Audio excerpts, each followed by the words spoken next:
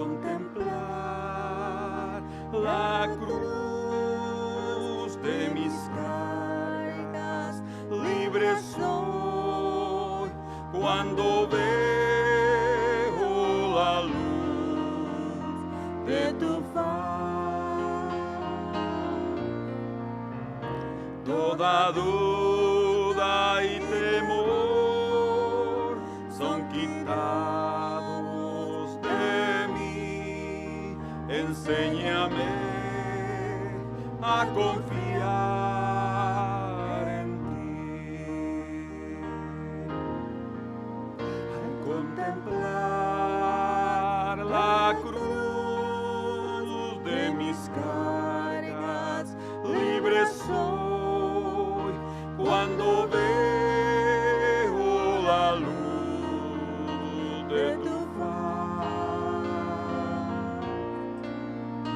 Toda duda y temor son quitados de mí. Enséñame a confiar en ti.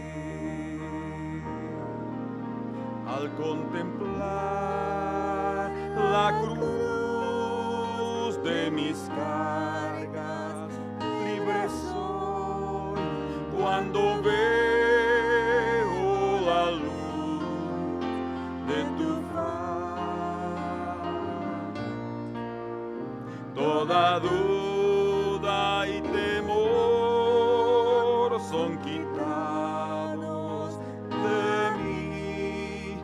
Enséñame a confiar en ti. Toda duda y temor son quitados de mí. Enséñame a confiar en ti.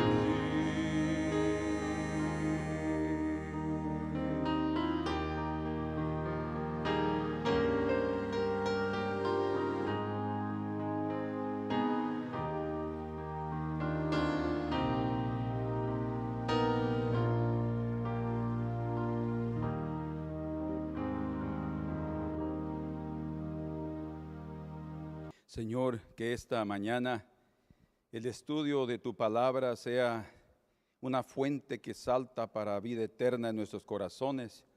Señor, que esta mañana tú puedas renovar nuestras vidas, darnos esperanza, darnos confianza delante de tu trono, Señor.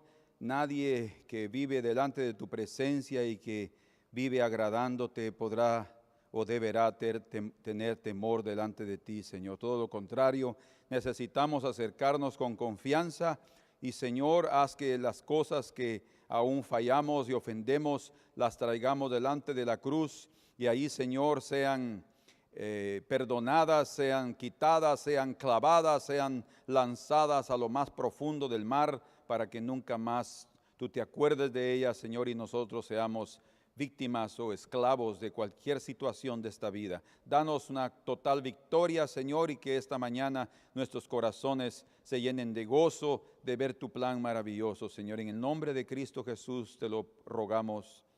Amén. Amén. Dios los bendiga, hermanos. Esta mañana vamos a continuar con nuestro estudio. Esto es parte todavía del Yom Kippur, porque vamos a tratar después de este punto nuevamente sobre el arrepentimiento, pero recuerden que nuestro subtema es una alianza de sal entre Dios y nosotros. Vamos a ver a dónde nos lleva esa alianza de sal, qué relación tiene con Yom Kippur y qué relación también tiene con el arrepentimiento. Amén. Entonces, terminamos nosotros, para ustedes recordarse dónde terminamos, porque sin duda no se deben recordar. Entonces, leamos juntos en Apocalipsis capítulo 20, verso 11 al 14, para recordarnos. Y vi un gran trono blanco y al que estaba sentado en él, de delante del cual huyeron la tierra y el cielo, y ningún lugar se encontró para ellos, para la tierra y el cielo. Y vi a los muertos, grandes y pequeños, de pie ante Dios. Eso es O sea, es una posición muy importante que debemos de considerar.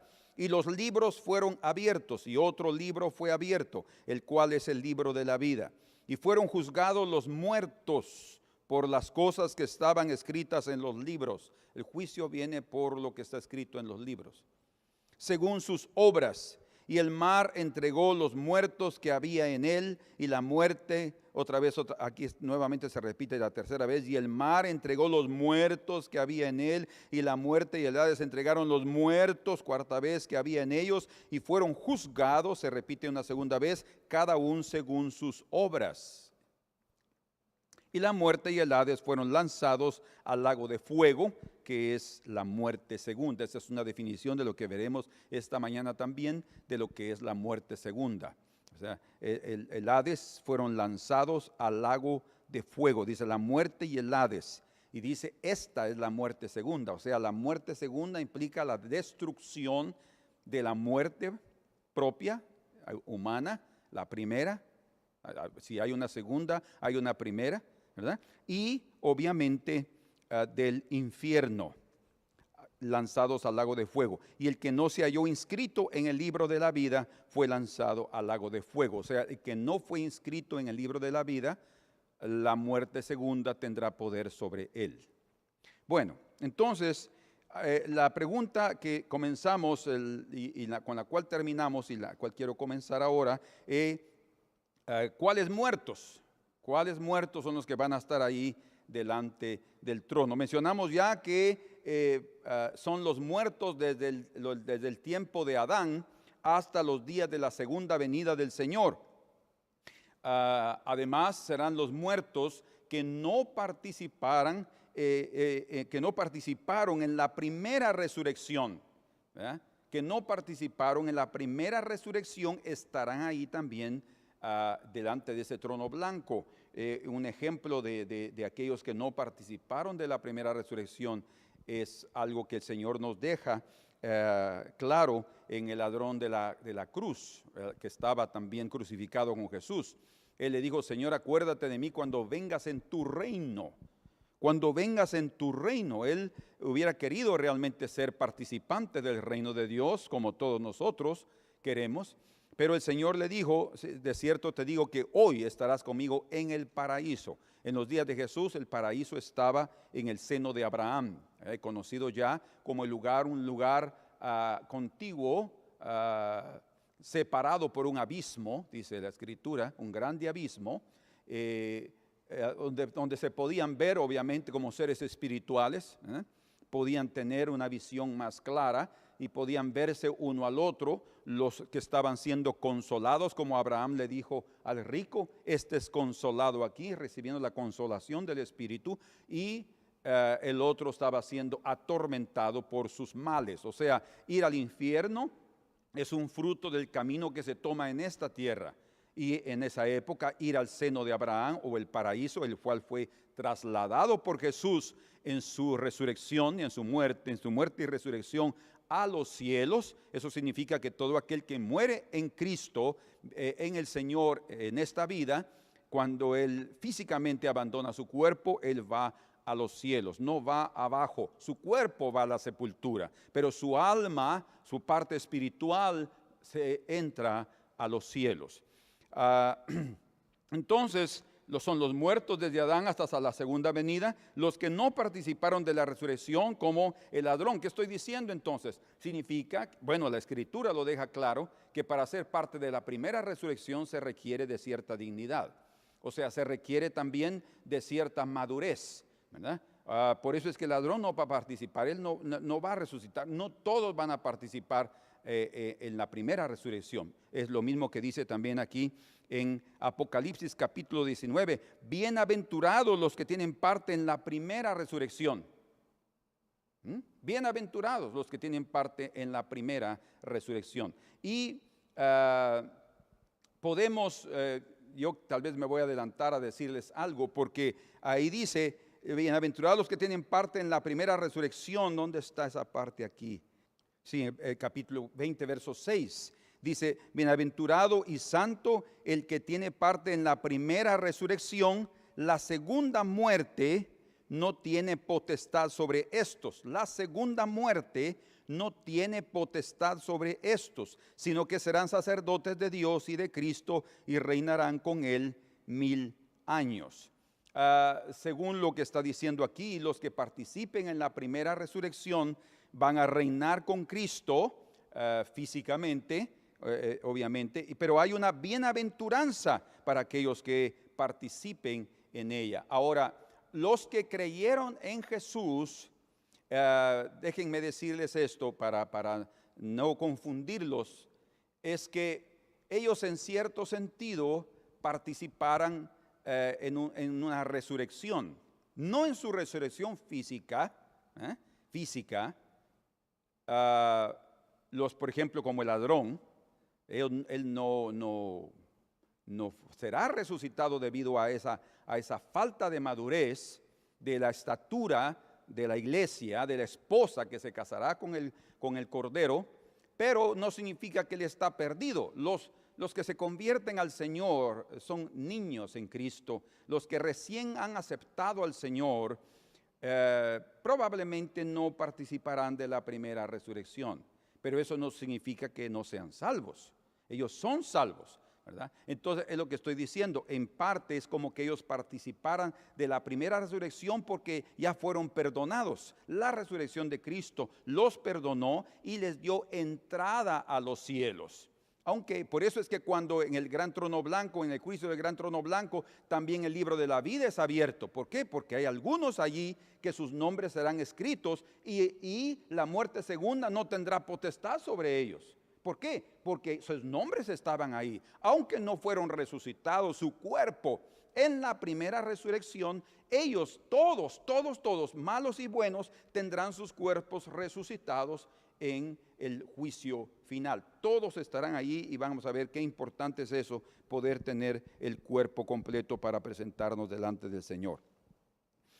También estarán ahí todos los justos y los malos, muertos después del arrebatamiento, porque en el milenio habrá mucha gente, aunque yo mencioné eso, aunque habrá una longevidad mayor, dice que Isaías que un niño podrá ser de 100 años, eso significa que podrán vivir como en los días de Noé, de Adán, de Matusalén, ¿verdad? Pero habrá gente que morirá, y esa gente que va a morir también van a tener que ser colocados delante del trono, porque ellos no participarán del arrebatamiento o de la primera resurrección, ¿verdad? Ellos participarán de una resurrección posterior, y en el juicio obviamente estarán ahí, lo vamos a entender hoy claramente, para recibir también su recompensa, no para ser avergonzados. Ahora, vamos a otro punto importante. ¿Quién participará de la primera resurrección? Y es lo que hemos estado mencionando. Los fieles al Señor hasta la muerte. Por eso dice aquí en Apocalipsis capítulo 20 y verso 4, y vi tronos y se sentaron sobre ellos los que recibieron facultad de juzgar. En el capítulo 20 se revela el juicio del gran trono blanco, pero también además del trono blanco dice que habrán tronos. ¿Para qué? Bueno, aquí está. Y vi tronos y se sentaron sobre ellos los que recibieron facultad de juzgar. O sea, habrá algunos santos, o una buena número de santos, que estarán sentados ahí porque recibirán el poder, la facultad, la capacidad de parte de Cristo, es Cristo en ellos, para juzgar. Y dice, y vi las almas de los decapitados por causa del testimonio de Jesús y por la palabra de Dios, los que no habían adorado a la bestia ni a su imagen, o sea, los que murieron en el periodo de la tribulación y que dieron sus vidas como mártires. Ellos estarán prácticamente, escuchen, qué interesante esto, prácticamente introduciendo o haciéndose participantes de la primera resurrección. O sea, el convertirse en mártir, eso ya es un hecho de madurez, ¿verdad? La disposición de entregar nuestra vida, hasta nuestra vida física, por amor al Señor. Obviamente no somos salvos por eso, somos salvos por creer en Jesús, pero el hecho de mostrar eso ya es una dignidad que manifestamos. Dice, y los que no habían adorado a la bestia ni a su imagen, que no recibieron la marca en sus frentes ni en sus manos, y vivieron y reinaron con Cristo 1000 años. Entonces, aquí por la palabra del versículo 4 queda bien claro que los que mueren en el período de la tribulación como mártires, entregando sus vidas porque son santos, porque aman al Señor, porque no se entregaron al sistema de este mundo, ¿entiende? No se dejaron colocar la marca de la bestia. Tal vez hasta murieron de hambre debido a que no pudieron comprar ni vender, pero no les importó. ¿Por qué? Porque el amor por el camino del Señor para ellos fue más importante que sus propias vidas físicas. De hecho, ya tenían una visión de lo eterno y ellos sabían que el infierno es real y también sabrán que el cielo es real. Entonces ellos no están dispuestos a vender sus almas por cosas materiales. Ellos, dice aquí la Escritura, lo está garantizando, reinarán con Cristo 1000 años. Entonces, ¿quién participe de la primera resurrección? Los fieles al Señor hasta la muerte. Si tú eres fiel, si tú permaneces fiel, escuchen hermanos, qué privilegio y que nosotros tenemos de poder estar en esta tierra y tener que 20, 30, 40 años de cristianos. Es un privilegio, pero por otro lado puede ser también un factor en contra nuestra. ¿Por qué razón? Porque si nosotros no aprovechamos el tiempo que el Señor nos está dando para consagrarnos, para buscarlo, para crecer en el conocimiento, viviendo a la luz de ese conocimiento, de ese entendimiento, estamos perdiendo nuestro tiempo. O sea, no estamos creciendo y el Señor quiere que nosotros crezcamos, tanto en entendimiento como también en el corazón, o sea, en el carácter que Él quiere que desarrollemos de Cristo Jesús en nuestras vidas. Entonces, realmente vale la pena aprovechar nuestra vida para entregarnos cada vez más. Trabajemos y hagamos lo que tenemos que hacer porque es nuestra responsabilidad, porque estamos aún en esta tierra. Pero eso no significa que seamos absorbidos por este sistema. No somos de este mundo, dice el Señor. Además dice que aquel que ama este mundo es enemigo de Dios, dice Juan. Entonces, Señor, líbranos del amor a este mundo. Segundo, los que no mancharon sus ropas con la influencia de este mundo. En Apocalipsis capítulo 3 y en el versículo 4 dice: pero tienes unas pocas personas en Sardis que no han manchado sus vestiduras. Y escuchen, y andarán conmigo en vestiduras blancas porque son dignas. Andarán conmigo con vestiduras blancas, o sea, las vestiduras blancas de Apocalipsis capítulo 19. Dice verso 8, y ella se le ha concedido, ella es la esposa del Cordero, que se vista de lino fino, limpio y resplandeciente. Esa es cuestión de dignidad. Hermanos, la dignidad es importante. Necesitamos mantener nuestras vestiduras blancas, sin manchas. Si algo contamina nuestras vestiduras por causa del pecado que cometemos o hacemos o la influencia de este mundo, inmediatamente vengamos a la fuente para que estemos siempre limpios. De hecho, hermanos, creo que una de las razones por las cuales el Señor ha permitido que usemos ropa y que nuestra ropa se ensucie cada día es una evidencia que nos está diciendo: bueno, tú también puedes ensuciarte espiritualmente, lávala. Hermanos, digo yo, diariamente una palabra de esperanza para que sepamos que sí podemos quitar las manchas. A veces sucede cuando yo estoy con una camisa blanca y se mancha de salsa de tomate o de una gota de aceite, por ejemplo, cuando estamos comiendo. Y yo le pregunto a mi esposa: ¿será que se quita esa mancha? Sí, se quita con un poco de esfuerzo ahí. O sea, hay cierto tipo de manchas que no se quitan porque son demasiado fuertes, ¿verdad? Pero lo que sí es cierto es que el Señor nos da la oportunidad de lavar. El Señor les dijo al pueblo de Israel a través de Moisés cuando Él se manifestó en el monte Sinaí. Les dijo: de aquí a 3 días el Señor va a aparecer. Lávense, tomen baño y colóquense ropas de gala, en otras palabras. O sea, está hablando de ropas limpias, ropas olorosas, bonitas, bien arreglados. Eso es necesario también. Entonces, gracias al Señor que podemos tener la dignidad de andar con vestiduras blancas, porque esos son dignos para andar con Jesús. Otro es los que son transformados. ¿Quién va a participar de la primera resurrección? Los que sean transformados o resuciten en la segunda venida del Señor. Dos cosas suceden en la segunda venida, lo vemos en Primera de Tesalonicenses capítulo 4,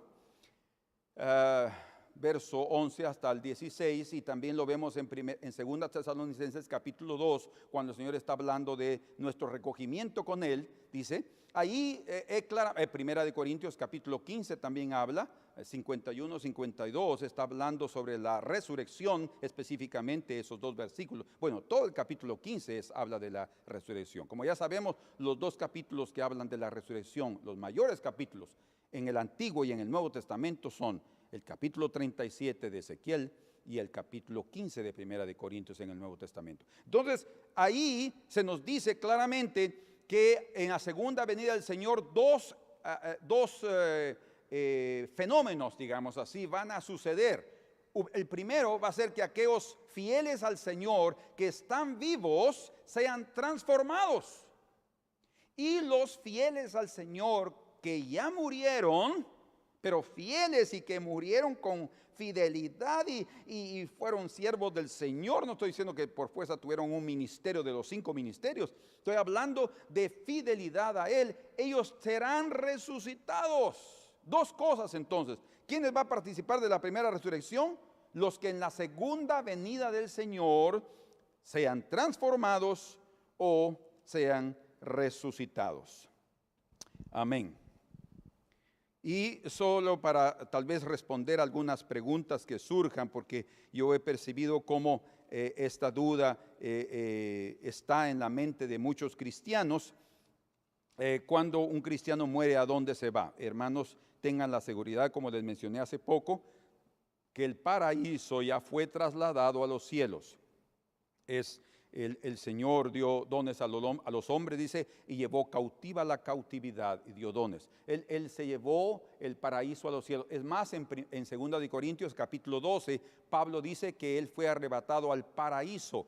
Y él dice el sinónimo del paraíso y dice al tercer cielo. Entonces el paraíso fue trasladado al tercer cielo, o sea, al lugar donde Dios mora, donde los ángeles moran, donde los santos están. Pero en Filipenses capítulo 1 y versículo 23 dice, porque de ambas cosas estoy puesto en estrecho. Pablo está hablando aquí de su vida en la carne, en el cuerpo, teniendo deseo de partir, o sea, abandonar el cuerpo y estar con Cristo, lo cual es muchísimo mejor. O sea, la persona que muere en Cristo, siendo fiel al Señor, cuando Él parte de este cuerpo, Él entra a la presencia del Señor. Les voy a dar otros versículos, así rápidamente. En el versículo 4 de Primera de Pedro dice, para una herencia incorruptible, incontaminada e inmarcesible, reservada en los cielos para vosotros. ¿Dónde está esa herencia incorruptible e incontaminada e inmarcesible? En los cielos. Ahí es donde nosotros vamos a entrar. En 2 de Corintios, les doy este otro. 2 de Corintios capítulo 5 dice, porque sabemos que si nuestra morada terrestre, este cuerpo, este tabernáculo se deshiciere, tenemos de Dios un edificio, una casa no hecha de manos, eterna en los cielos. Verso 6, así que vivimos confiados siempre y sabiendo que entre tanto que estamos en el cuerpo, esta casa terrestre, estamos, escuchen, ausentes del Señor físicamente y también en el alma. Y luego dice en el versículo 8, pero confiamos y más quisiéramos estar ausentes del cuerpo y presentes al Señor. Por tanto, aquí hay algo precioso, verso 9, procuramos también o ausentes o presentes serle agradables, porque es necesario que todos comparezcamos ante el tribunal de Cristo. O sea, todos estaremos ahí, ¿verdad? Pero para poder comparecer con confianza necesitamos agradarle en esta tierra. Amén. Bueno, mencionamos a los vivos del milenio, que prácticamente aquí en Apocalipsis capítulo 20,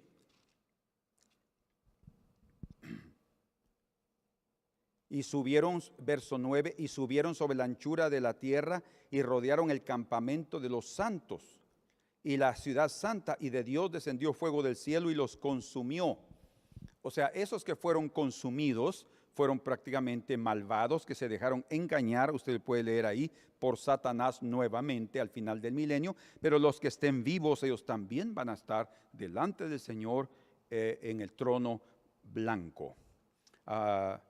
Y sin duda, si no fueron destruidos, son salvos, ¿verdad? Y es muy seguro también que ellos participen de una transformación corporal, debido a que después del juicio del gran trono blanco, toda la tierra va a ser purificada con fuego. O sea, nadie más va a poder subsistir o sobrevivir o vivir en una tierra diferente si no ha sido transformado primero.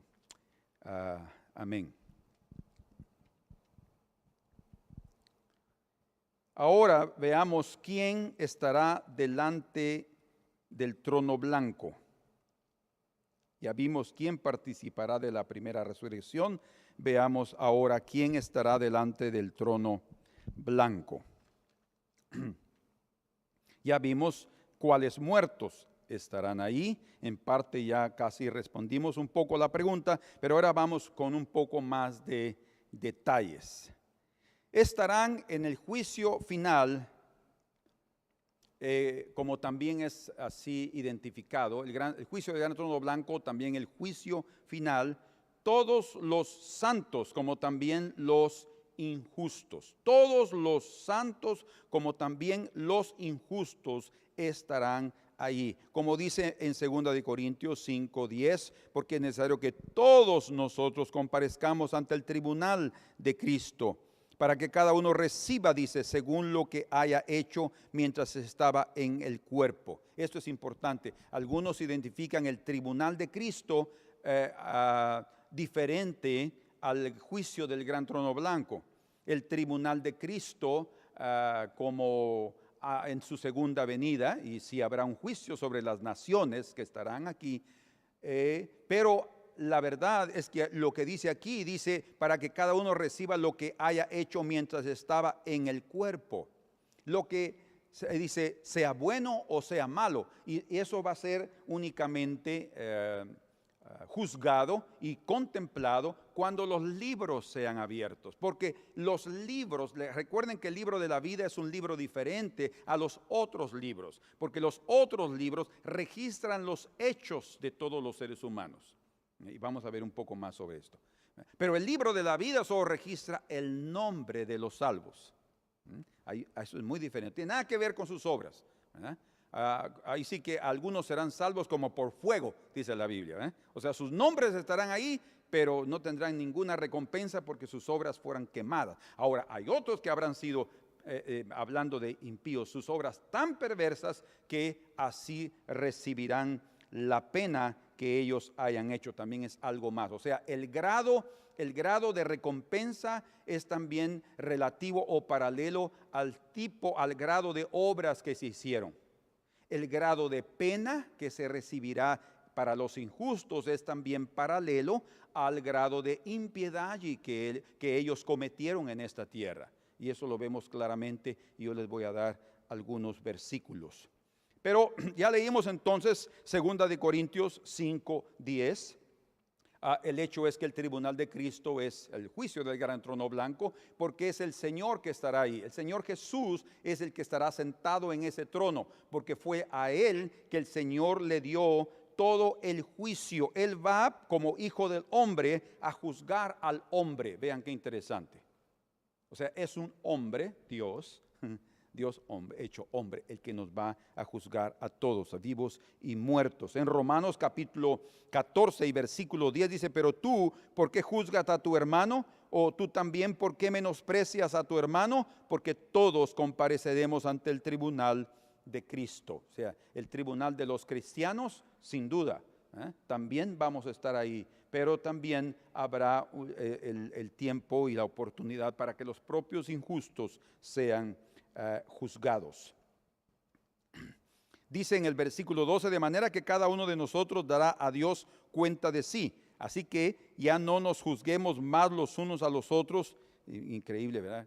Cuando nos juzgamos es como que estuviéramos adelantando el juicio, pero no debemos hacerlo. ¿Por qué? Porque nosotros no somos los indicados en juzgar, es el Señor, las obras de las personas. O sea, no importa que lo que hagan, yo puedo no estar de acuerdo, ¿entiende? Yo puedo estar diciendo, no, eso está incorrecto, pero mejor no juzgar, porque la verdad es que solo Dios, que conoce los corazones, realmente sabe que está errado, que está equivocado, que es malo, que es pecado. En fin, todo eso nosotros podemos juzgar hasta con amargura del corazón y podemos juzgar mal. Por eso dice así que ya no nos juzguemos más los unos a los otros, sino más bien decidid. Qué precioso esto. Decidid, tomen la decisión, tomen la determinación de no poner tropiezo u ocasión de caer al hermano. Es lo que nos corresponde hacer antes de presentarnos delante del juicio.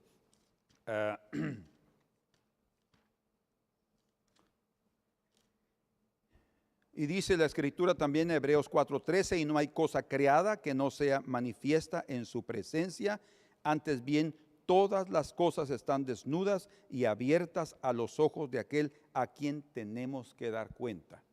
O sea, cuando Pablo comenzó a Agripa también a predicarle sobre el juicio de los hombres, él ya no quería más oír porque tenía miedo. Obviamente, toda persona que no se arrepiente y no recibe el perdón de sus pecados va a tener miedo de presentarse delante de ese trono. Pero el Señor quiere que nos presentemos delante del trono de la gracia, ¿verdad? Es el mismo trono, solo que es trono de la gracia para aquel que se arrepiente. No hay dos tronos, es el trono de la gracia, el trono del juicio, no es el trono de Dios.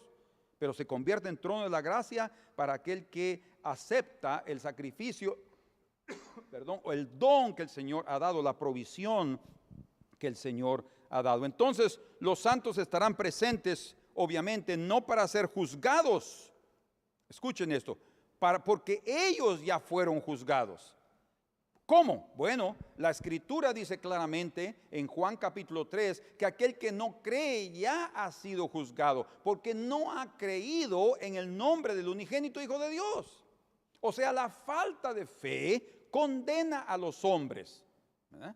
Y la fe los justifica. O sea, aquel que cree ya ha sido justificado. Pero ¿qué de mis obras, hermano? Eso lo veremos de aquí a poco, no se adelante. Lo importante ahora es que nosotros creyamos. Las obras son importantes, sin duda, porque las obras son evidencia de tu fe o de la falta de tu fe. Pero es necesario que nosotros, sin duda, nos movamos y vivamos en esa fe, porque el propio Señor dice que sin fe es imposible agradar a Dios. Entonces, el camino que el Señor nos recomienda es un camino de fe constante. Como dice también en Juan 5:24, de cierto os digo, el que oye mi palabra y cree al que me envió, tiene vida eterna y no vendrá a condenación, mas ha pasado de muerte a vida. Son justos, estarán en el trono blanco, pero van a ser condenados ahí de ninguna manera. Pero dice, el mar y las islas y la tierra y todo, dice, los cielos huyeron. ¿Por qué? Porque cuando el Señor se siente para reinar, para juzgar, todos van a estar presentes, nadie se va a escapar. Así, Señor, ¿me das ferias en ese día del trono? ¿Me das vacaciones en el día del trono? No habrá ese tipo. Todos estaremos ahí presentes. Algunos de los santos, otra vez, como ya lo mencionamos, estarán en tronos para juzgar. ¿Por qué en tronos? Porque alcanzaron una estatura de jueces. O sea, la dignidad de ser jueces de poder, la madurez de poder también conocer el corazón humano. Es más, el Señor dice también en Corintios que nosotros, la iglesia, va a juzgar a los ángeles. O sea, habrán tronos. Hasta ellos van a ser juzgados. Imagínense qué juicio va a ser sobre los ángeles. El Señor les dirá, bueno, miren, estos hombres, todos creyeron en mí y están aquí y son salvos. Pero ellos nunca me vieron. pero ustedes vivieron en mi presencia y aún así se rebelaron. ¡Qué juicio! Usando hombres que creyeron en aquel que tal vez nunca lo vieron físicamente, pero creyeron de todo corazón. Ellos estarán ahora ahí viendo a su Dios, viendo a su Salvador y siendo jueces de los ángeles. Imagínense qué juicio más pesado para los ángeles. Amén. Pero los santos no tampoco estarán ahí en el juicio para recibir por primera vez su recompensa, porque ellos ya han sido recompensados en parte. O sea, están ya en los cielos, imagínense. Ellos ya están en el lugar que ellos recibieron de Dios en los cielos. Sin duda, debido a que el Señor le dijo a Moisés que construyera el tabernáculo de acuerdo al modelo que le fue mostrado en el monte, eso quiere decir entonces que en los cielos también hay atrio, lugar santo y lugar santísimo. En el cielo todos son limpios, como el pueblo de Israel era considerado también en la tierra. Pero no, es más, es interesante, yo estaba leyendo eso ayer, cómo es que los levitas, fíjense hermanos, en el desierto, el pueblo de Israel estaba localizado, ubicado, de acuerdo a las tribus. Las tribus que estaban aquí en el norte, en el sur, en el oriente y en el oeste. Ahí estaban las tribus, 4. Pero la tribu de Leví, ellos moraban, escuchen, alrededor del tabernáculo. Ellos estaban alrededor del tabernáculo. ¿Qué está diciendo eso? El Señor está mostrando que esos que le servían y que habían sido santificados eran más o menos como un escudo, como una muralla, como una pared de santificación. O sea, tampoco los que son parte de la tribu podían estar bien cerca, no, eran los levitas que estaban ahí. Es más, los levitas fueron llamados a poder estar delante del Señor como representantes del pueblo. ¡Qué increíble! Ahora, ¿por qué esto? Debido a la santidad. Entonces, en los cielos habrá una posición para cada uno de nosotros. Está claro en la Escritura. Yo voy a ir poco a poco. Habrán algunos que estarán en el atrio, salvo sí, con la belleza de los cielos, sí. Viendo la gloria del Señor, sí, sin duda. Ahí está. Pero en el atrio, porque a eso llegaron. Otros estarán en el lugar santo, sacerdotes de los cielos. El Señor nos ha llamado a ser reyes y sacerdotes, que nosotros podamos oír el llamado de Dios, atenderlo y entrar hasta el lugar santo para ministrarlo. Pero está también el lugar santísimo, el lugar donde está la propia gloria de Dios, la gloria Shekinah, la gloria donde solo entra la cabeza, el sumo sacerdote. Y el Señor también, hay un llamado de Dios para todos nosotros a ser parte de la cabeza. Por eso dice que para que crezcamos hacia la cabeza, Él quiere que lleguemos a ser a la estatura del varón perfecto, ¿verdad? Y que lleguemos a ser parte de esa gloria que hay ahí en Cristo Jesús. Obviamente no serán todos los que lleguen ahí, ¿verdad? Es una dignidad muy grande. Pero entonces habrá una diferencia bien marcada. Por eso es que sí habrá una recompensa. Ya estarán en su lugar, pero en el juicio del gran trono blanco habrá prácticamente una publicación, digamos así. Habrá una declaración pública delante de todos de lo que el Señor ha hecho por sus santos. Hasta ellos mismos van a ser prácticamente dignificados delante de todos los malvados. Y obviamente la justicia de Dios también va a ser vindicada ahí o reivindicada delante de todos los impíos y obviamente delante de todo el universo que va a ser congregado.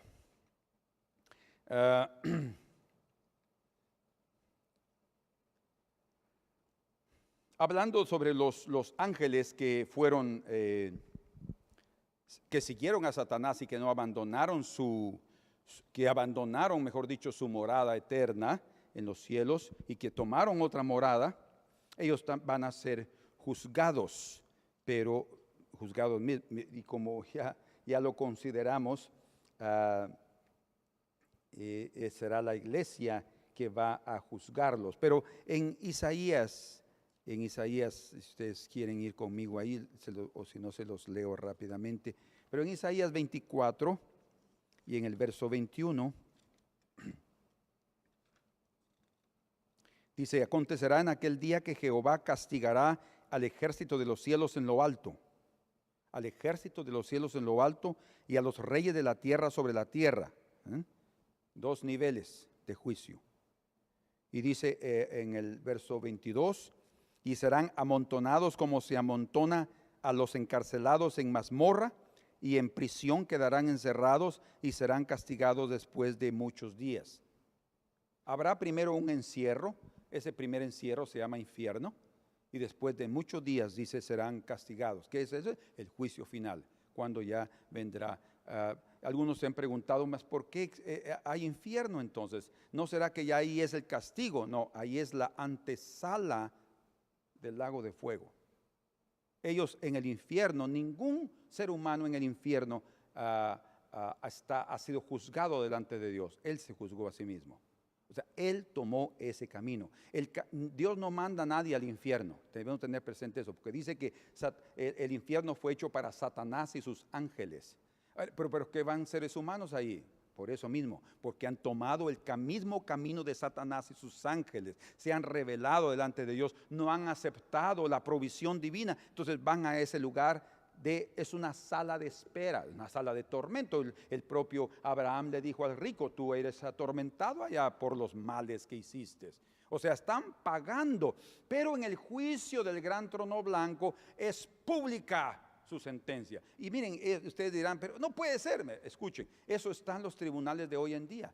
Todos los tribunales de justicia de la tierra, de los seres humanos, antes de dar el juicio final, el veredicto final de una persona, entra un proceso, ¿sí o no? A veces los procesos son muy largos. Hay algunos que debido a su delito les permiten estar presos en su casa, prisión domiciliar. Algunos les permiten estar presos, a otros les permiten aún estar, dependiendo de la falta que cometieron, les permiten aún salir de su casa y estar dentro del país, pero están arraigados. No pueden salir del país. Si salen, son prófugos. Y a otros, debido a la situación, no les permiten ni siquiera que estén en su casa, sino de una vez ya hay prisión preventiva. Y los mandan a la cárcel. Y están ahí. No han sido condenados. No han sido condenados. Pero ya están en la cárcel. O sea, prácticamente el juez ya vio que hay algunas evidencias, pero necesitan seguir estudiando el asunto. Entonces, el infierno es la antesala del juicio final. Amén. Entonces, después de muchos días, dice, serán juzgados. Es más, segunda de Pedro, capítulo 2, verso 4, dice que ellos fueron reservados para el día del juicio. Entendamos entonces, la gehenna que habla de escritura, que es la palabra griega para infierno, la gehenna ardiente figuradamente era considerado como dice el valle del hijo de Hinnom. El valle del hijo de Hinnom era un lugar en las afueras de Jerusalén donde había siempre había fuego ahí, ¿verdad? Y era el lugar donde echaban toda la basura. Imagínense qué terrible era ese lugar. Ahí era echada la basura. Eso es lo que es el infierno, la gehenna, el lugar donde hay un fuego, donde es echada la basura de la ciudad. En el infierno es echada la basura de este mundo. O sea, la gente que escogió ser basura. La gente que escogió por sí mismo comer basura y ser basura. Ahí son echados en el infierno. Ay, Señor. Por eso es que también leemos en Judas capítulo 6, es la carta que está antes del libro de Apocalipsis, ahí escondidita, dice en el verso 6, y los ángeles que no guardaron su dignidad, hablando de los que cayeron, sino que abandonaron su propia morada, los ha guardado bajo oscuridad, en prisiones eternas, para el juicio del gran día. Guardados en prisiones, ¿para qué? para el juicio del gran día. Entonces el infierno es una prisión. ¿Para qué? Para el juicio del gran día. Igual que los ángeles, ellos han sido guardados ahí y todos los que siguen a Satanás y sus ángeles van a una prisión hasta el momento que el Señor decide sacarlos, que es en el juicio final después del milenio.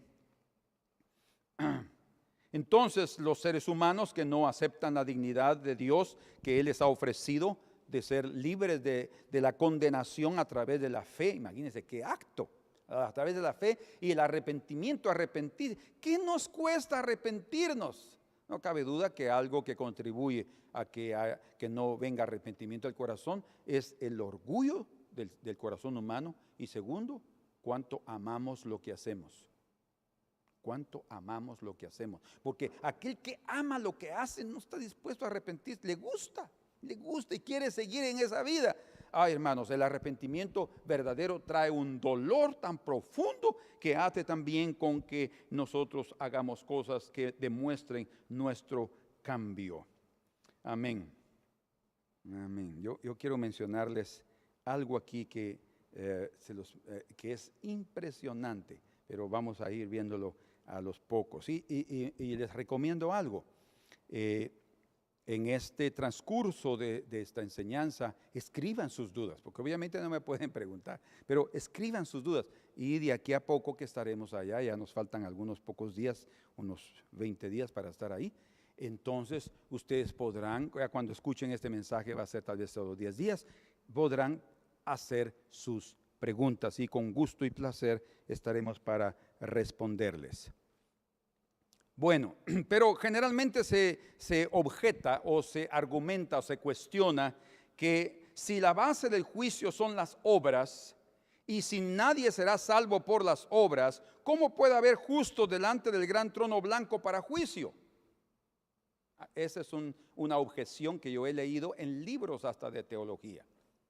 Es personas que dicen esto otra vez: si la base del juicio son las obras, en el juicio del gran trono, porque son la base del juicio, y si nadie será salvo por las obras, ¿cómo pueden haber justos delante del trono blanco para juicio? Porque ese es un buen razonamiento, ¿verdad? Es lógico, porque obviamente aquellos que ya hemos creído en el Señor no fuimos juzgados por nuestras obras, fuimos perdonados por nuestras obras y salvos por la fe, ¿verdad? Entonces, ¿qué tenemos que hacer allá? Bueno, lo vamos a ver muy claramente. Pero el Señor sí deja. Ahora, para responder un poco esta cuestión, veamos algo rápido.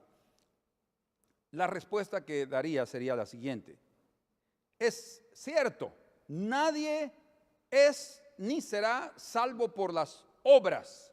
Sin embargo, las obras sí se consideran o son parte en la escena del juicio, ¿verdad? O sea, no podemos evitar esa realidad. Sí habrá un juicio debido a las obras, ¿verdad?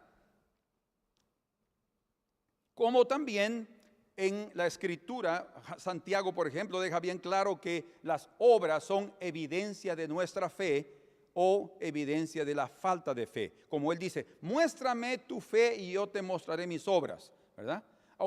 Alguien puede demostrar si tiene fe a través de sus obras. Y no estamos hablando solo de hacer buenas obras en el sentido de regalar un dinerito, de darle una camisa a fulano. Eso no es suficiente de buenas obras. Estamos hablando de buenas obras también en mi propia conducta. Buenas obras, ¿verdad? No solamente ser misericordioso. De hecho, eso ayuda mucho para librarme de mis propios pecados. Cuando yo me preocupo por otros, yo soy tratado en mi propia vida. Pero las buenas obras van más allá que simplemente generosidad a los necesitados. Pero las obras son evidencia de una nueva actitud del corazón. Esto es muy importante. Las obras son evidencia de una nueva actitud. Si hay malas obras es porque el hombre no quiso cambiar. Si hay buenas obras es porque el hombre mostró una actitud de cambio. Por eso es necesario que sea juzgado. Yo les voy a demostrar aquí eso claramente. Y en relación con Cristo, en la cena del juicio de las naciones, en Mateo capítulo 25, por ejemplo, del verso 31 al 46, cuando Él venga en su segunda venida, Él va a juzgar a las naciones, dice, y Él va a poner a las ovejas del lado derecho y a las cabras del lado izquierdo, y van a ser juzgados de acuerdo a sus obras. ¿Cómo así? Sí, el Señor les dijo, y a ustedes, dice, venid bendito de mi Padre, entrad al reino preparado para ustedes, porque cuando tuve hambre me diste de comer, tuve sed y me diste de beber, estuve preso y me visitaste. Y ellos le dirán, dice, Señor, pero ¿cuándo te vimos con hambre? ¿Cuándo te vimos preso? ¿Cuándo te vimos en la cárcel y te visitamos? Por cuanto lo hiciste a uno de estos pequeños, a mí lo hiciste. ¿Se dan cuenta que ellos también fueron juzgados por sus obras? ¿Son salvos? ¿Son salvos? Son personas que creyeron en Él, pero sus obras demostraron su fe. Y les dice a los de izquierda lo contrario. Ustedes no entrarán, apartados de mí, malditos, al fuego eterno. Léanlo, ahí dice, así dice ahí. Malditos al fuego eterno, porque estuve preso y no me visitaste. Tuve hambre y no me diste de comer. Estuve desnudo y no me cubriste. Pero ¿cuándo vimos eso? Dice. Entonces, escuchen, vamos a ser también juzgados según ese pasaje de Mateo 25, de acuerdo a cómo ha sido nuestro trato con el prójimo. Cómo hemos juzgado al prójimo. Y eso es muy importante, que el Señor nos dé su gracia para mantenernos fieles y nos neguemos a nosotros mismos en el corazón orgulloso y vanidoso, rencoroso, y sirvamos a pesar de cómo podemos estar siendo tratados. El Señor dice aquí en el Nuevo Testamento, dice, pero por tu dureza y por tu corazón no arrepentido, estoy leyendo en Romanos 2:5, atesoras para ti mismo ira para el día de la ira, fíjense, y de la revelación del justo juicio de Dios. O sea, primero aquí ya nos está mostrando que la gente puede acumular ira de acuerdo a sus malas obras. Y está diciéndonos también que ese juicio del gran trono blanco es un juicio justo. No hay injusticia ahí de ninguna manera. Verso 6. El cual, Dios, pagará a cada uno conforme a sus obras. Vida eterna a los que perseverando en bien hacer buscan gloria y honra e inmortalidad. Nosotros tenemos que buscar eso también. Tenemos que ir detrás de aquello que nosotros anhelamos. ¿Saben que hay una palabra griega muy interesante? Y la usamos mucho en varios idiomas. Y esa palabra tiene que ver con fortaleza, tiene que ver con apoyo, tiene que ver con ánimo, tiene que ver con motivación, perseverancia, firmeza. Es la palabra prótesis. Es una palabra griega, prótesis. Y quiere decir propósito. Si queremos traducirlo es propósito. La palabra propósito es prótesis. Las prótesis que son colocadas en las rodillas o en otras partes del cuerpo, que hoy ya son capaces los médicos de hacerlo, lo que hacen es fortalecer la parte débil de tu cuerpo. Hermanos, necesitamos de veras fortalecer nuestra fe, fortalecernos de tal manera que estemos preparados, como dice aquí, buscando la vida eterna. Tenemos que buscarlo, tiene que haber una determinación. Con razón el Señor dice que el reino de los cielos se hace fuerza y solo los valientes lo arrebatan, dice. Aquellos que están determinados en buscar la vida eterna.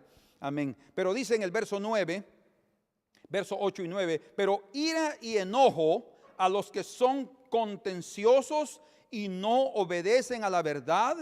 O sea, hay gente que habrá en la propia iglesia desobedientes, no obedecen a la verdad, oyen la palabra y no les interesa, quieren vivir de su propia voluntad, sino que obedecen a la injusticia, tribulación y angustia sobre todo ser humano que hace lo malo, el judío primeramente y también el griego, pero gloria y honra y paz, qué lindo, a todo el que hace lo bueno, al judío primeramente, al que primero se le dio, y también al griego, porque no hay acepción de personas para con Dios, debido a que Dios no hace acepción de personas. Y ese es un versículo que de aquí a poco voy a demostrar. Qué precioso. Debido a que Dios no hace acepción de personas, todos estaremos ahí en el juicio. ¿Y por qué no están aquellos, Señor? Porque ya fueron juzgados y además son mis hijos y yo los amo. No, eso no va a existir de Dios. Todos van a estar ahí. Y entonces los justos y los injustos van a estar ahí. Y todos siendo tratados igual. Pero el Señor va a dignificar. Como Él mismo dijo, Él va a confesar el nombre de aquellos que confiesan su nombre en esta tierra delante de los ángeles. Amén. Pero bueno, la base del juicio sí definitivamente son las obras, y el Señor deja bien claro que sí seremos juzgados por las obras. En Jeremías capítulo 17, un versículo famosísimo para todos nosotros, en el versículo 9, dice: engañoso es el corazón y perverso más que todas las cosas. Dice, ¿quién lo conocerá? Y dice, yo Jehová, que escudriño corazón y pruebo los caminos del hombre, los riñones. Pero luego dice en el versículo 10, para dar a cada uno según sus obras. O sea, si el Señor escudriña el corazón, ¿por qué lo hace? Para dar a cada uno según sus obras. ¿Por qué? Porque las obras son las acciones del corazón. Los pensamientos del corazón se convierten en acciones, obras humanas. El Señor va a dar a cada uno. En Mateo, en su capítulo 16, y el versículo 27 dice, porque el Hijo del Hombre vendrá en la gloria de su Padre con sus ángeles santos, entonces pagará a cada uno conforme a sus obras. El Hijo del Hombre va a venir a juzgar y a pagar a cada uno según sus obras. Otra vez, Él va a juzgar a todos según sus obras, tanto injustos como justos. A los injustos, primero, no creyeron, están condenados, pero por sus obras van a ser juzgados. ¿Cómo así? Tal vez yo necesito en este momento darles un versículo muy importante. Lo encontramos en Lucas. Lucas capítulo 12. Vean conmigo ese versículo. ¿Están ahí? Lucas capítulo 12, versículo 47 y 48. Dice, aquel siervo que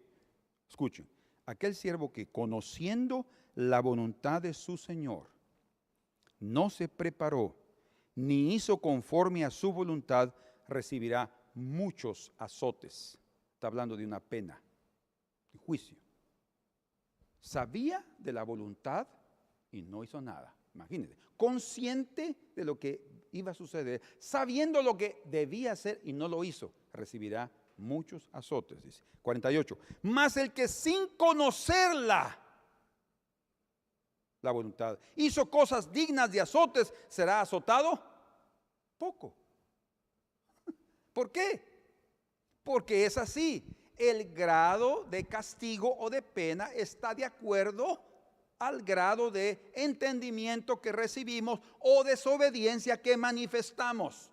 Nuestra recompensa en el sentido positivo va a ser dada de acuerdo a, porque pues, ustedes pueden leerlo eso en 1 Corintios capítulo 3, hablando sobre las recompensas de los santos, que todas nuestras obras, si hemos edificado en heno, en hojas, en madera, piedras preciosas o oro, dice, ¿verdad? Todo eso va a hacer con que permanezcan, porque todo va a ser probado con fuego, dice, todos vamos a ser, lo que está diciendo es que todos vamos a ser probados, todo va a ser, si permanece, seremos recompensados, si no, no habrá recompensa. O sea, los justos van a ser recompensados en el grado de su entrega, y los malos también. Por eso dice, muchos azotes, poco azote, porque a todo aquel a quien se haya dado mucho. Oigan, la responsabilidad de recibir más de Dios es precioso, pero también tiene una parte muy comprometedora. Es lo que está diciendo. Porque todo aquel a quien se haya dado mucho, mucho se le demandará. Y al que mucho se le haya confiado, más se le pedirá. Entonces hay un grado de castigo o de recompensa de acuerdo a cómo cada uno de nosotros ha vivido en esta tierra. Y otra vez en Apocalipsis 2:23, capítulo 20, verso 13, y en fin, ahí dice que el Señor va a juzgar a cada uno según sus obras.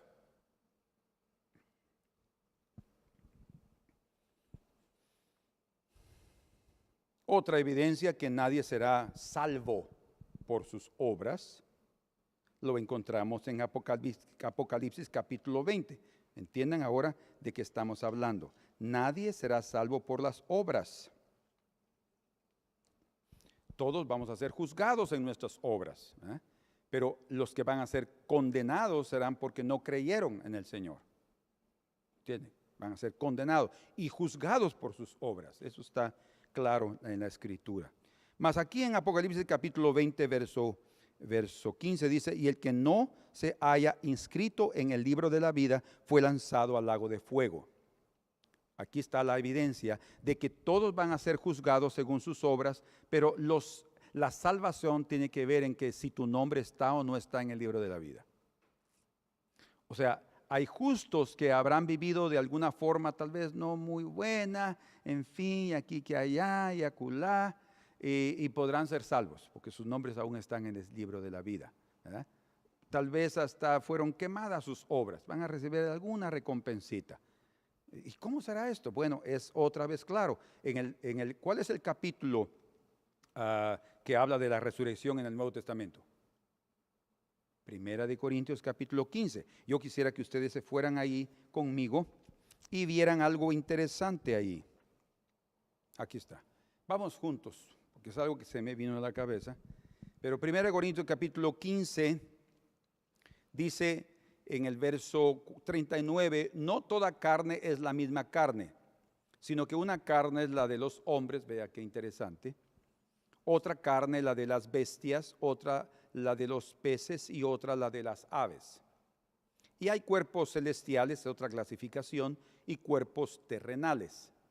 Pero una es la gloria de los celestiales y otra la gloria de los terrenales. O sea, la naturaleza celestial y terrenal es diferente. Ahora, vean con atención. Una es la gloria del sol, otra la gloria de la luna. Y obviamente está hablando de resplandor, tiene que ver mucho eso. Y otra la gloria de las estrellas, ¿verdad? Y debido a la distancia, obviamente, se va a reflejar una mayor luz, una menor luz en el universo, hablando de espacio y de tiempo. Pero aquí está diciendo, y una es la gloria y otra la gloria de las estrellas. Ahora escuchen, pues una estrella es diferente a otra en gloria. Cuando está hablando de sol, está hablando de Cristo. Cuando está hablando de en figura, cuando está hablando de la luna, está hablando de la iglesia. La luna refleja la luz del sol, ¿verdad? Y es la realidad de la iglesia, va a reflejar la luz de Cristo. Y las estrellas son los santos, los hijos, los santos. Pero ahí está mostrándonos que cada estrella, cada hijo va a brillar diferente. ¿Por qué? Porque la naturaleza que ellos han permitido que crezca en ellos de Dios, de Cristo, eso va a hacer con que su brillo sea diferente del uno con el otro. Y es obvio, no podrás, es que todos somos iguales en los cielos, todos la misma estatura, todos con el mismo brillo. No va a ser así. La gloria va a ser diferente. La estatura espiritual puede ser la física la misma, o algunos van a ser chaparritos, van a continuar siendo chaparritos, pero la gloria va a ser tal vez mayor que unos grandulones. Entonces lo que estoy diciendo es lo que la Escritura nos dice claramente. Habrá una gloria diferente y eso va a depender del tipo de vida que nosotros llevamos en esta tierra. O sea, debemos de aprovechar al máximo nuestro periodo en este lugar precioso que el Señor nos ha dado. Amén. La vida es una gran prueba. Y de veras es una gran prueba. ¿Saben por qué? Porque uno es tan físico, tan material, tan tangible, que para uno la realidad es lo que yo toco, lo que yo veo. Por eso es que vemos que nuestros hijos, nuestros niños, los nietos, en una etapa de sus vidas, ellos quieren jugar, quieren ver fútbol, quieren ir a un partido de fútbol, quieren hacer esto, cosas materiales. Ellos todavía no están así totalmente entregados, a pesar que pueden tener un vislumbre, algo de lo terrenal y pueden manifestar una atracción preciosa de Dios. Su vida no es tanto. Es más, llegamos a viejos, imagínense. Hoy en día el mayor comentario político que hay en el mundo es la contienda entre Hillary Clinton y Donald Trump en los Estados Unidos. A ver quién va a ser el presidente de los Estados Unidos. Los dos creo que son un desastre, personalmente. Pero ahí están en la contienda. Y ahora está, y uno se juzga al otro por haber sido negligente en correos de seguridad máxima de los Estados Unidos, ¿verdad? Como Hillary Clinton, que fue un descubierto, según ella dejó una pasta. Ustedes pueden imaginarse lo que dice el FBI, la acusa de haber dejado una pasta, un folder completo con documentos del gobierno en un hotel en Rusia. Bueno, y ahí entonces Donald Trump está aprovechándose para criticar, y ahora ella encontró una forma de video de hace 10 años, 2005, que Donald Trump es acusado de abuso, de asedio sexual y de hablar cosas soezas y groseras de las mujeres. Y entonces ahora lo están trayendo a luz, imagínense, ahora que él está siendo candidato, y todo eso ha venido su popularidad para abajo. Pero ¿por qué estoy mencionando esto? Porque hay una situación tan terrible en relación a la acusación que hay entre ellos, ¿verdad? Entonces, para terminar en ese capítulo 20 de Apocalipsis, en el versículo 15, dice: y aquel que fue hallado, leámoslo ahí juntos,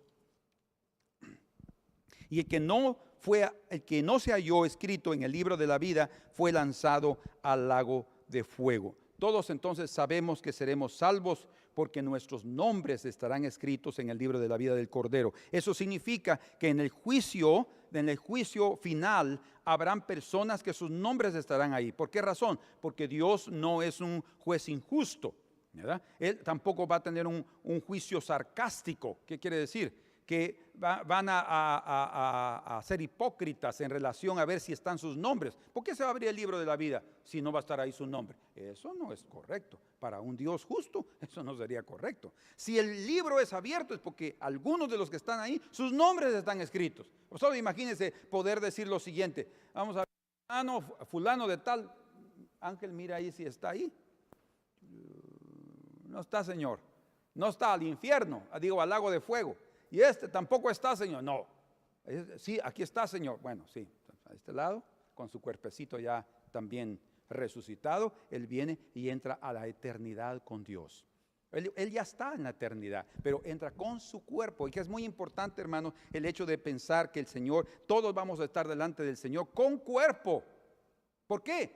Porque fue en cuerpo que hicimos nuestras obras. ¿Me entiende? O sea, en el cielo, antes del juicio, estaremos con nuestra alma.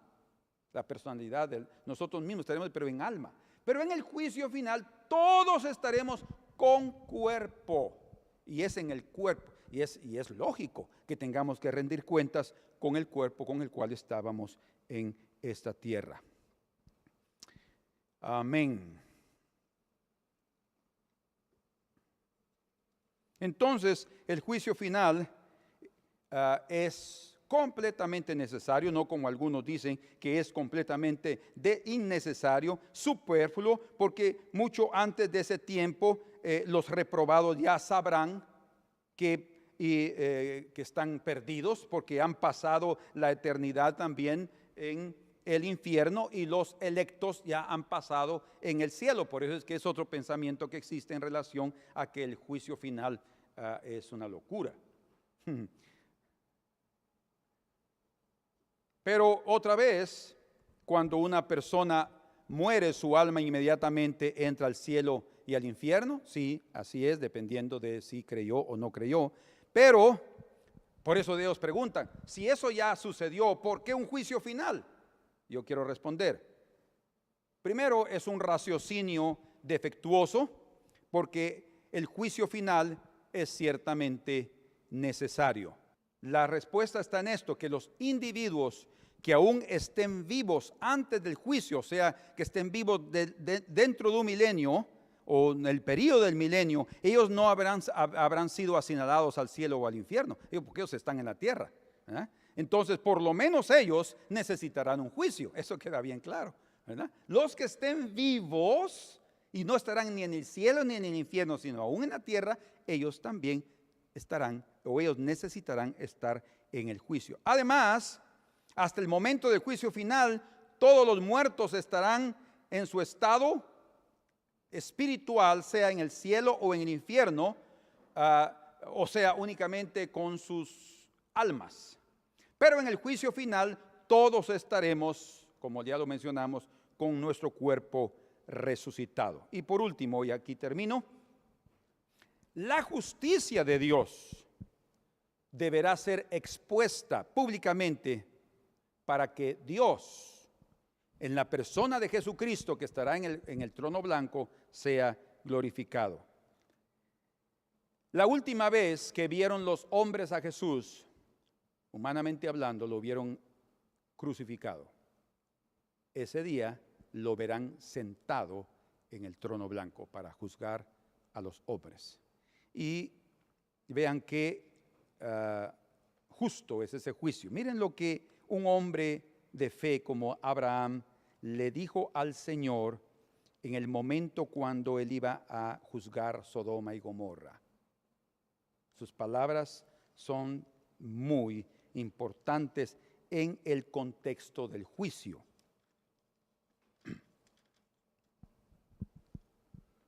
Es lo que yo dejé de último.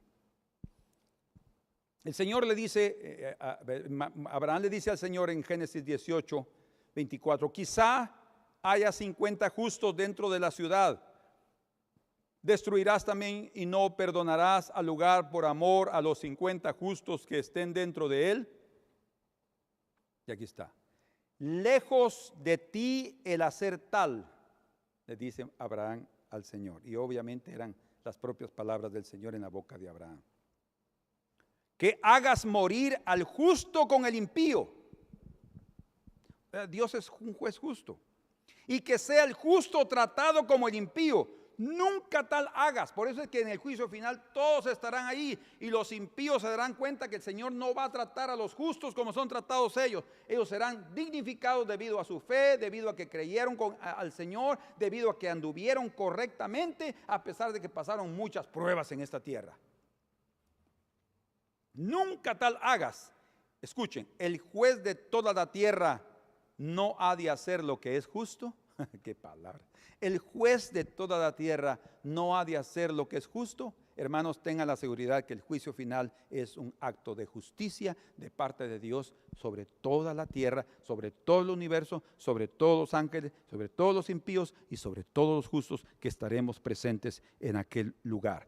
Que nuestros nombres, ¿sí?, se mantengan ahí en el libro de la vida. Recuerden lo que el Señor les dijo a sus discípulos: no se alegren que los demonios se les sujetan en mi nombre, pero alégrense de que sus nombres están escritos en el libro de la vida. ¿Por qué? Porque esa es una garantía para vivir eternamente en su presencia. Amén. Señor, gracias te damos esta mañana por ayudarnos, por darnos de tu bendición, por darnos de tu confianza, por darnos la seguridad en el corazón, Señor, de que estamos en tu camino, de que queremos andar en ese camino, que no queremos desviarnos ni a derecha ni a izquierda. Queremos mantenernos, Señor, con la esperanza de una vida eterna, con la esperanza, Señor, de vivir todos los días agradándote. Queremos ser hombres de fe, queremos ser agregados al capítulo 11 de Hebreos, que vivieron por fe agradando a Dios. Es imposible agradar a Dios sin fe. Por eso, Señor, queremos vivir agradándote en el nombre de Cristo Jesús. Al contemplar la cruz de mis cargas, libre soy. Cuando veo la luz de tu faz, toda duda y temor son quitados de mí. Enséñame a confiar en ti. Toda duda y temor son quitados de mí. Enséñame a confiar en ti. Al contemplar la cruz de mis cargas, libre soy cuando veo la luz de tu faz. Toda duda y temor son quitados de mí. Enséñame a confiar en ti. Confiemos. En esa cruz el Señor destruyó el pecado. En esa cruz fue clavada la cédula que nos era contraria. En esa cruz los principados y los potestades y las potestades fueron destruidas. En esa cruz nuestro viejo hombre fue crucificado allí. Por eso es que cuando vemos su sacrificio, de nuestras cargas libres somos. Y debemos de tener la confianza, hermanos, y poder llegar en aquel lugar como servidores, como diáconos del Señor, para servir en lo que Él tenga que decirnos. Y si Él dice: hijo, no tienes mucha recompensa porque no te esforzaste mucho en la tierra, pero tu nombre está aquí, Señor, muchas gracias. Como dice el canto: Señor, aunque sea un portero en tu casa, aunque sea un portero ahí en el atrio, Señor. Ahora, no nos conformemos con menos que poder entrar hasta el lugar santísimo. Nuestro anhelo debe ser ese, y corramos, hermanos, buscando lo mejor de Dios. Como en esta tierra los hombres buscan lo mejor de la vida, busquemos lo mejor de la vida eterna, que es nuestro Señor Jesucristo. Aleluya. Toda duda y temor son quitados de mí. Enséñame a confiar en ti. Dígale, toda duda y temor. Toda duda y temor son quitados de mí. Enséñame a confiar en